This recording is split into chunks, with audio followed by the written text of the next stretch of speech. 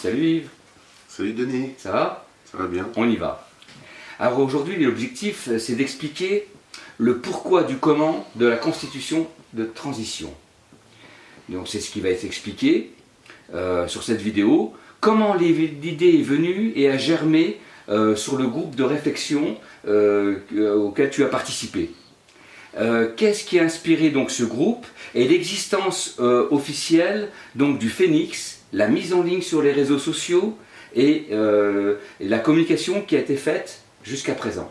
Donc aujourd'hui c'est simple, on va pouvoir expliquer simplement tous ces éléments et de façon à ce que ce soit beaucoup plus clair et compréhensible par le public ou les gens qui te suivent en fait, ou qui vous suivent. Voilà. Donc, ou même qui ne suivent pas encore. Ou qui ne suivent pas encore. Parce que c'est aussi le but de répandre, exactement. De répandre le message. Voilà, c'est ça. Donc, première question, et on y revient. Peux-tu aujourd'hui expliquer l'objectif donc de la constitution de transition? Alors l'objectif de la constitution de transition, c'est de réécrire, c'est de remettre à plat toutes les règles du fonctionnement des pouvoirs publics en fait, puisque une constitution sert à organiser les pouvoirs publics. Une constitution, ça ne sert qu'à ça. Donc là, on s'est aperçu que les pouvoirs publics dysfonctionnent de toutes parts, ouais. que le peuple n'a pas la voix au chapitre. Oui.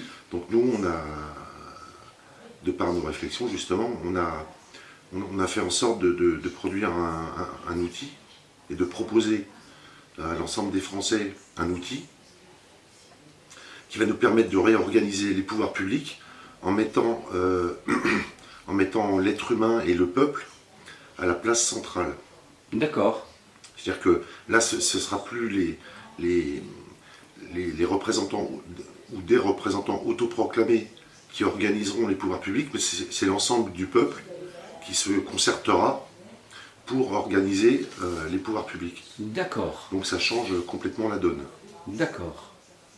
Donc on revisite, en fait on remet toutes les règles du jeu à plat et on écrit des nouvelles règles de fonctionnement de la chose publique. En fait. D'accord. C'est ça, le véritable objectif, c'est ça. Très bien. En fait, tu veux dire qu'aujourd'hui, les gens, le peuple, ne sera pas là simplement pour voter et ne plus avoir la parole après, ou ne plus rien décider. Aujourd'hui, tu veux dire qu'aujourd'hui, grâce à la Constitution transitoire, je veux dire, on coupe tout ce qu'il y a jusqu'à présent, à la racine, et c'est ce qui va permettre après de rebondir sur autre chose de plus démocratique, de plus ouvert, et laisser la parole donc au peuple. Au peuple, oui. D'accord. Puisque de toute façon, là c'est le peuple qui reprend, qui prend l'initiative, parce que le peuple n'a jamais eu l'initiative d'organiser la chose publique. Oui. Parce qu'en fait on nous a fait croire qu'on était dans une démocratie représentative. Oui. Or, on n'est absolument pas en démocratie. Oui. On est en plutocratie, oui, c'est une plutocratie en fait. Et en fait, on n'est pas en démocratie. Tu veux dire dictature, quelque part. Là, on était avant dans une plutocratie, oui. Mais là, on est clairement dans une dictature, puisque nous, on a analysé les choses et on s'est rendu compte qu'il n'y a plus de constitution. Alors ça, on l'a déjà expliqué, on le réexpliquera autant de fois qu'il le faudra, mais toujours est-il que la France n'a plus de constitution, donc nous sommes effectivement en dictature. D'accord. J'ai bien compris. On ne va pas parler de séparation de pouvoir, etc. C'est pas le moment. C'est pas le but de la discussion d'aujourd'hui. D'accord. Alors une question très importante, parce que ça aussi, je pense que vous avez eu une idée donc, de travailler sur une constitution transitoire. Il y a bien une raison qui a amené à pouvoir à travailler sur cette constitution de transition. C'est-à-dire que, est-ce qu'il y a une personne, je sais, il y a une personne qui vous a inspiré sur des travaux qu'elle a établis et sur lesquels elle travaille déjà depuis à peu près une quinzaine d'années. je parle d'Étienne Chouard, hein, ça c'est important. Je veux dire, c'est lui qui vous a inspiré à travailler sur cette fameuse constitution transitoire. Ouais. Alors, vous êtes arrivé pas longtemps derrière. Vous, ça fait 12 ans que vous travaillez sur la transition, par rapport aux travaux d'Étienne Chouard. C'est ça? Est-ce que tu peux nous expliquer? Oui, alors en fait, ce qui s'est passé, c'est que comme bon nombre de nos concitoyens, en fait, quand Étienne a commencé à faire part de ses réflexions sur son blog, Oui.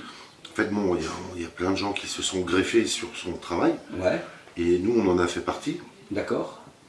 Et donc nous, si tu veux, quand au fil des mois, en fait, on s'est aperçu que malgré tout ce qu'il faisait, il y a une question que lui ne se posait pas, que nous on s'est posé, c'est Ouais. comment on fait pour mettre en place un processus constituant populaire. D'accord. Donc Étienne, lui, il a travaillé pour faire en sorte que les gens deviennent des constituants, Oui. mais si on n'a pas à côté le mode ou le process qui nous amène à mettre en place un processus constituant, on est des constituants théoriques en fait. Tout ça, ça reste théorique. D'accord. Donc nous, on s'est attelé à produire un outil qui nous permette de passer de la théorie à la pratique, Ouais. donc à mettre en pratique le fait qu'on soit des constituants. D'accord. Voilà. Donc ça, c'est... Nous, on s'est attelé à cette question de la mise en place d'un processus constituant populaire. Et puis bon, ça nous a pris du temps parce qu'il a fallu analyser le bloc constitutionnel, donc la Déclaration des droits de l'homme, Oui. la Constitution, pour pouvoir produire une constitution de transition. Et puis avant ça, en fait, des fondations qui sont une nouvelle Déclaration des droits de l'homme, en quelque sorte. C'est-à-dire que de toute façon, nous, on remet tout. Avec nos travaux, avec les travaux qu'on propose, on remet tout à plat. D'accord. On démarre à neuf. On sait que voilà, on démarre à neuf, on part d'une page blanche, puisqu'on sait que tout est pipé depuis le départ.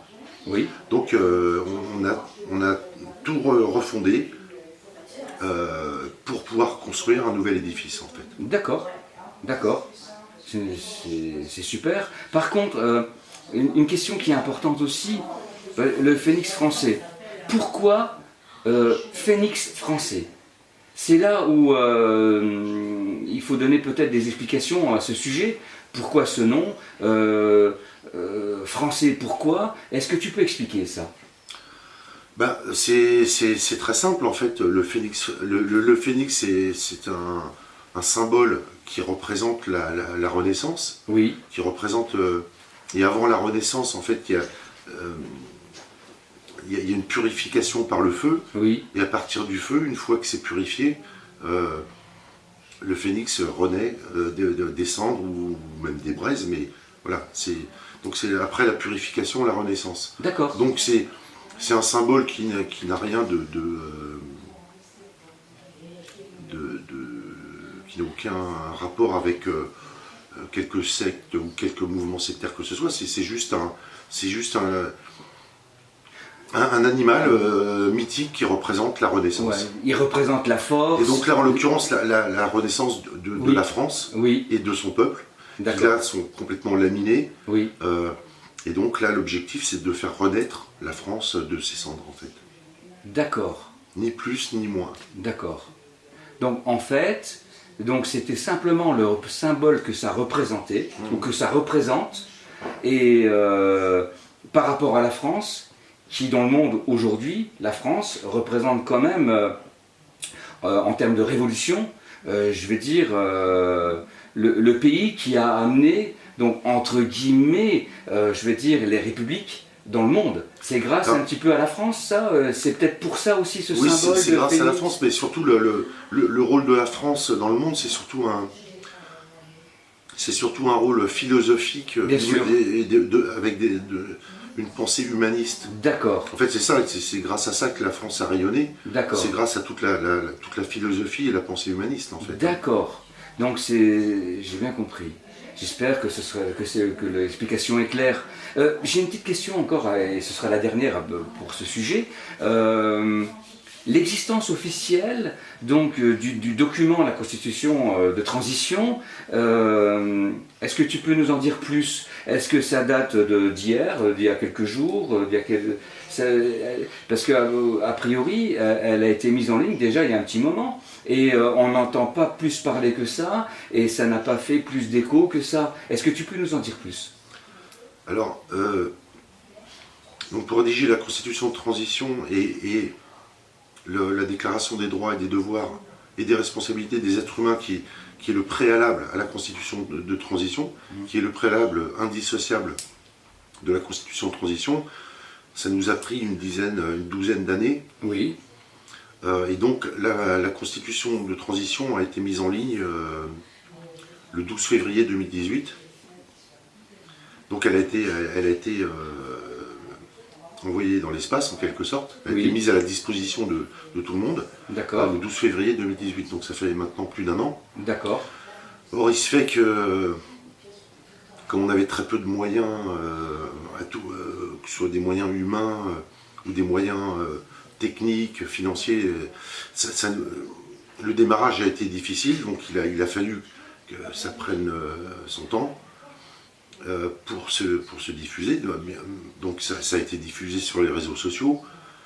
Ceci dit, voilà, donc toutes les personnes qui auraient dû porter un petit peu ce projet. Oui, parce que tu parlais que c'était un groupe de travail quand même. Oui, parce qu'en fait, le Phénix français, c'est un collectif, mais c'est un groupe de travail donc qui a réfléchi à la redéfinition des règles et à la mise en place à la façon dont on pourrait mettre en place un processus constituant populaire. Donc, cette constitution, elle a été mise en ligne sur Internet le 12 février 2018. Elle a été évidemment mise à la disposition de tout le monde aussi sur les réseaux sociaux. Oui.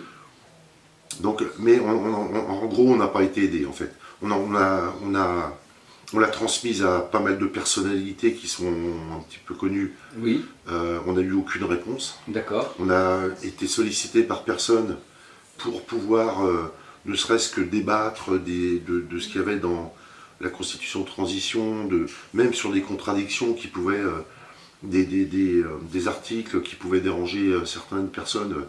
Personne ne nous a sollicité pour jusqu'à maintenant. Jusqu'à maintenant. Parce que c'est en train de bouger, ça. Oui, c'est en train de bouger, parce qu'en fait, on a quand même fait en sorte de faire les choses proprement et de ne pas brûler les étapes, si tu veux. Parce que, bon, vu l'énergie qu'on a mis dans ces travaux, il n'était pas question de sabrer tout, dès le départ. Donc, on a fait en sorte de faire les choses proprement. Et de toute façon, c'est quelque chose qui prend du temps. Donc, on a pris le temps que les choses se fassent, en fait. Et petit à petit, il y a des gens qui se sont greffés sur le projet, qui ont trouvé un intérêt à ce projet. Et puis, au fil des mois, on est il y a de plus en plus de gens qui rejoignent le Phénix français parce qu'ils trouvent un intérêt à la Constitution et aux travaux du Phénix, et qu'en plus à l'heure actuelle il y a personne qui est détenteur. Il y a une personne qui est capable de nous confronter à un projet équivalent, si tu veux. Mais c'est intéressant parce que là, ça va peut-être permettre à des personnes qui vont pouvoir le lire, travailler dessus et apporter aussi des idées, parce que rien n'est figé. Aujourd'hui, l'objectif, c'est de pouvoir rencontrer aussi d'autres personnes qui vont apporter aussi leur pierre à l'édifice, comme on dit. Absolument, parce qu'en fait, l'objectif aussi de la constitution de transition, c'est que tout le monde s'y mette, en fait. Bien sûr. C'est que tout le monde participe à à la proclamation d'une constitution de transition, Bien sûr. et après à sa mise en place, Bien sûr. et à la mise en place du processus constituant populaire. Donc là, il est évidemment pas question que ce soit le Phénix qui fasse ce travail-là, Oui. mais c'est un travail collectif en fait. D'accord. Et donc là, il y a des gens, parce que plus les mois passent et plus il y a comment dire, un attrait par rapport à la constitution de transition. Donc là, évidemment, l'objectif, c'est que il y ait le plus de gens possible qui rejoignent l'idée d'une constitution de transition, puisque de toute façon, là, à l'heure d'aujourd'hui, avec le mouvement des Gilets jaunes, on s'aperçoit qu'au bout de 5 mois, il n'y a aucun réel projet tangible qui ressort. Il y a des choses, il y a des avancées, si tu veux, mais là, on sait maintenant que la Ve République, c'est terminé. Oui. Elle est à l'agonie. Ouais. Et donc, mais il n'y a aucun... Il n'y a aucun projet qui sort, qui sort du lot. Ouais. Et donc là, ce qui se passe en ce moment, c'est qu'il y a un espèce d'engouement autour de la constitution de transition, parce que il se pourrait peut-être que ce soit la solution. la solution. D'accord. Et ce qui va permettre aussi d'aller et de travailler sur un RIC. Ah bah absolument, puisque Voilà, c'est ça. En ouais. fait, c'est ce que tu expliquais, enfin ce que tu m'expliquais, c'était que c'était un petit peu la clé qui va permettre d'ouvrir la porte et qui va pouvoir ouvrir sur un RIC et travailler d'une façon détendue, sans aspect juridico-technique, etc., sur un ancien système. C'est carrément repartir à zéro, renaître de ses cendres. Voilà, absolument. Et donc pour ce qui est du RIC, donc référendum d'initiative citoyenne ou référendum d'initiative populaire, donc nous on préfère le terme référendum d'initiative populaire. Oui. On sait très bien que le référendum d'initiative citoyenne ou populaire sous la constitution de la Ve République, de toute façon il n'y a plus de constitution.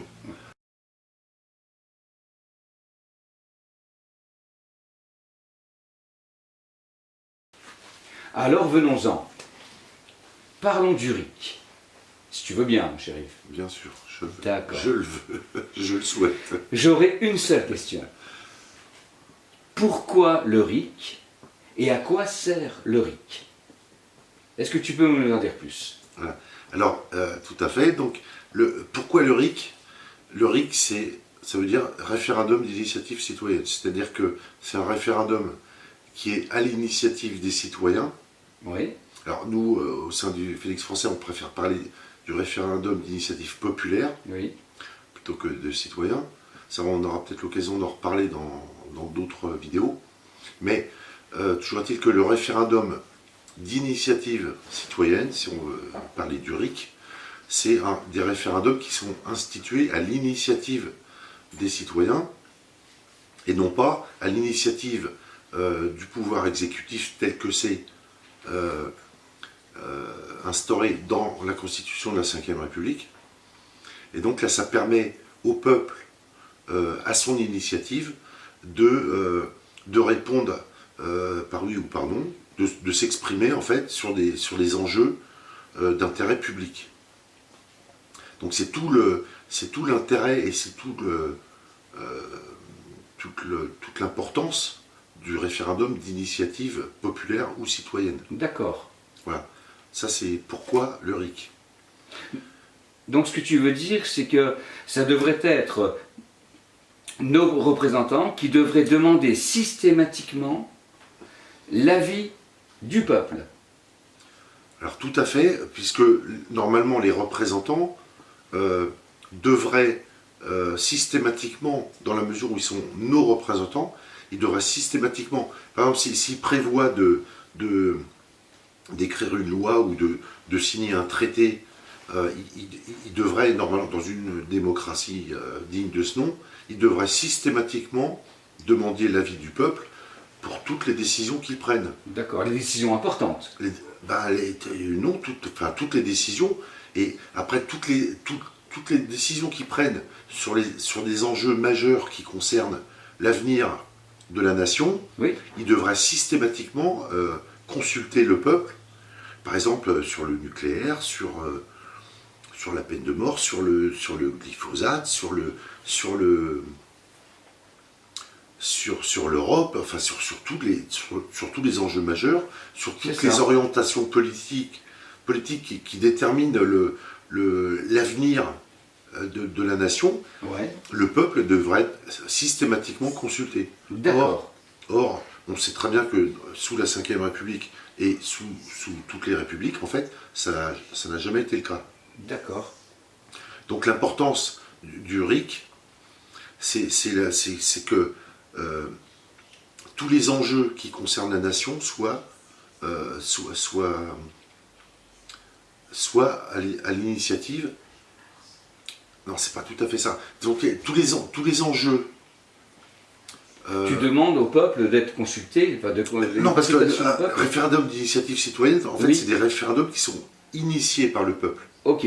Donc, que ce soit des enjeux qui soient prévus par les représentants ou que ce soit le peuple qui veuille mettre en avant une question prioritaire D'accord. qui concerne l'avenir de la nation, Oui. en fait, ces choses-là doivent être à l'initiative du peuple.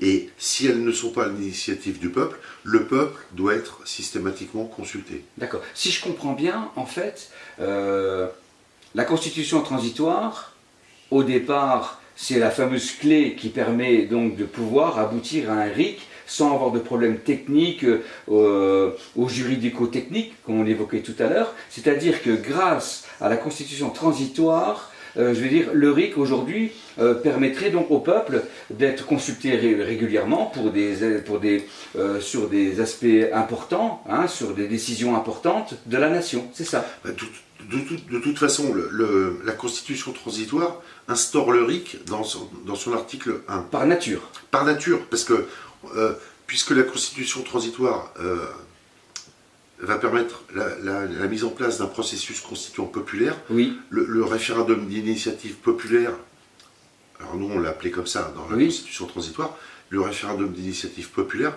a forcément une place majeure, Ok. puisque c'est le peuple qui va déterminer lui-même tous les enjeux et toute l'organisation publique, D'accord. donc des pouvoirs publics, mais tous les enjeux. Oui. C'est le peuple qui va se porter garant de tous les enjeux à venir, de tous les défis qu'on a à relever. Donc pour la transition énergétique, et tous les enjeux, Tous les points importants de la nation. toute la création monétaire, Oui, etc. oui. Donc tous les référendums ne seront plus à l'initiative du pouvoir exécutif tel que défini sous la Ve République, mais les référendums seront à l'initiative du peuple. Donc ce que tu veux dire, en Donc fait... ça va complètement changer la donne. Donc, Et le référendum d'initiative donc populaire ou citoyenne, qui citoyen. revient au même, Ouais. en fait, il est inscrit de fait dans une constitution de transition et dans la constitution de transition que propose le Phénix français. Donc en fait, ce que tu veux dire, c'est que là, aujourd'hui, si le peuple décide de récupérer ses biens, le peuple a été spolié sur une bonne partie de ses actifs, Ouais. hein, autoroutes, etc. Oui, de son Son patrimoine, hein. services publics, Et etc. voilà. Donc aujourd'hui, il sera en capacité de récupérer ses biens, Création monétaire, entre autres. c'est hyper important. Oui. Donc de toute façon, on a été spolié de tout. On a été spolié de tout. D'accord. Donc, Oui. il suffit qu'on redonne le pouvoir au peuple de prendre toutes les initiatives pour écrire les lois, pour écrire sa constitution, pour écrire, pas forcément pour écrire les lois, mais pour adopter les lois, ou pour adopter ou pas les lois, etc. Si c'est le peuple qui prend ces initiatives-là, ça change complètement, ça change tout. C'est les règles du jeu qui changent en fait. Les perspectives sont plus les mêmes. Les perspectives sont plus les mêmes, puisque c'est le peuple qui prend le pouvoir décisionnel. Peuple souverain. Et les représentants sont soumis aux règles qu'aura écrit le peuple. Et non plus, et là, donc ce sera plus les représentants qui fonctionneront sur la base de règles qu'ils ont eux-mêmes écrites, mais ils fonctionneront sur les règles qu'auront écrit le peuple. Mais ça peut donner des idées dans le monde, ça. Ah ben, bien sûr, puisque de toute façon, aussi bien la Déclaration des droits de l'homme, la Déclaration des droits, des devoirs et des responsabilités qu'a rédigé le Phénix et la Constitution de transition, c'est des règles en fait universelles qui peuvent être appliquées dans n'importe quel pays. D'accord. Alors finalement, la France serait précurseur dans le monde dans la démarche. Eh bien, pour l'instant, oui, puisque on voit bien que dans le monde, alors non seulement pour l'instant, il n'y a personne qui a proposé un projet équivalent non plus, puisque tu vois, on se réfère beaucoup à l'Islande, mais en fait, l'Islande, ils n'ont pas réussi à franchir le pas, puisqu'ils ont mis en place une constituante. Bon, on voit bien que ça n'a pas abouti, et que puisqu'ils n'ont pas réussi à éjecter les politiciens professionnels, et ben les politiciens professionnels ont récupéré le truc et qu'ils ont bloqué. Bien sûr. Ils ont bloqué la démocratie. D'accord. Donc encore une fois. Et ce qui se passe aujourd'hui, c'est qu'il y a des pays qui commencent à être intéressés par les travaux du Phénix français, parce que de toute façon, encore une fois, c'est un projet qui est universel et qui peut être appliqué dans n'importe quel pays. D'accord, donc tu veux dire qu'aujourd'hui en France ça n'a pas encore abouti, ou ça n'aboutit pas encore, ou ça n'a pas été... Mais par contre, tu as été contacté, ou tu sais que... On n'a pas été contacté directement, mais on sait qu'on a des informations qui nous disent qu'il y a des pays qui sont intéressés par la constitution de transition. C'est formidable. Tel que le Phénix français la propose. C'est formidable. Ah ben ouais, c'est pas mal. Maintenant, bon, il y a tout le travail à faire. Maintenant, de toute façon, même au niveau de la France, il y a encore un travail. Donc, ce qu'on souhaite, c'est en fait, c'est faire partie des débats. Bien sûr. Se faire connaître. Se faire connaître et participer au débat. Parce sûr. que pour l'instant, le Phénix français est exclu des débats. Oui. Donc nous, on sait. Pour l'instant, mais il n'y a pas de souci. Mais ce qu'on veut, c'est faire partie des débats, parce que on sait que le projet, il intéresse du monde, et qu'on se pose la question, pour l'instant, comment ça se fait qu'on n'est pas invité à participer au débat. Ben, c'était pas le moment. C'était pas le moment. C'était pas le moment. C'était pas le moment. Voilà. Donc après, l'avenir nous dira. Bien sûr. Comment. Alors croisons les doigts. Croisons les doigts. Ouais. Ben voilà, il n'y a plus de questions. Hein. Je veux dire, là, le but aujourd'hui, c'était d'expliquer ce qu'était la constitution de transition, oui, puis les objectifs, les origines et les objectifs, les fondements. Voilà. Ouais. Ben écoute, mon cher Yvos, on a fait le tour. Pour cette fois-ci. On y reviendra peut-être. Certainement. Ouais. Voilà. Il y a des chances. À une prochaine. Ok. Salut. Merci Denis. Je t'en prie.